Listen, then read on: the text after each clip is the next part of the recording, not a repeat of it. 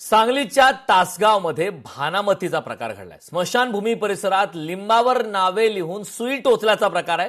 सुमारे 20 ते 30 लिंबांवर विविध व्यक्तींची नावे लिहिलेली असून त्यामध्ये गावातील काही स्थानिक नेत्यांची नावे आढळल्याने आता परिसरात खळबळ उडाली आहे। यात दोन्ही गटातील राजकीय नेत्यांची नावे असल्याने यामागील गोड बंगालला अद्याप सुद्धा समजू शकला नाही। हा प्रकार नेमका कोणी केला आणि त्यामागील उद्देश काय याबाबत नागरिकांमध्ये आता उलटसुलट चर्चा सुरू आहे। धार्मिक दृष्ट्या संवेदनशील असलेल्या कब्रस्तान परिसरात असा प्रकार घडल्याने नागरिकांमध्ये आता संभ्रमाचं वातावरण निर्माण झालंय।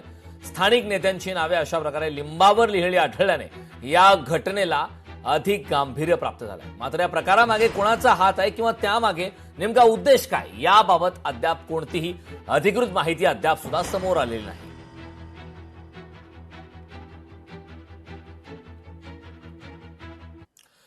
अजित पवार यांच्या जयंतीनिमित्ताने सांगलीच्या भिलवडी येथील ऐतिहासिक कृष्णा नदी घाटावर होड्यांच्या शर्यतीचा थरार रंगलाय। यशवंतराव चव्हाण स्मृती गौरव समितीचे अध्यक्ष प्रदीप कदम यांच्या पुढाकारातून या शर्यतीचं आयोजन करण्यात आलं।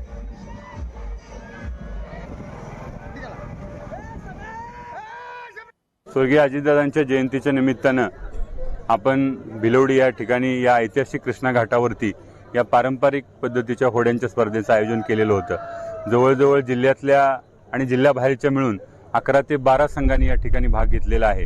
या ठिकाणी आपण 33,333 रुपयाचं प्रथम बक्षीस, बाकी सर्वच 6 ते 7 बक्षिसं आणि वैयक्तिक प्रत्येक खेळाडूला या ठिकाणी आपण बक्षीस दिलेलं आहे आणि प्रत्येक संघाला सुद्धा आपण या ठिकाणी उत्तेजनार्थ म्हणून या त्यांच्या खेळाला प्रोत्साहन देण्यासाठी बक्षीस दिलेलं आहे। लोकशाही मराठी ऐका, पहा, जागरूक रहा।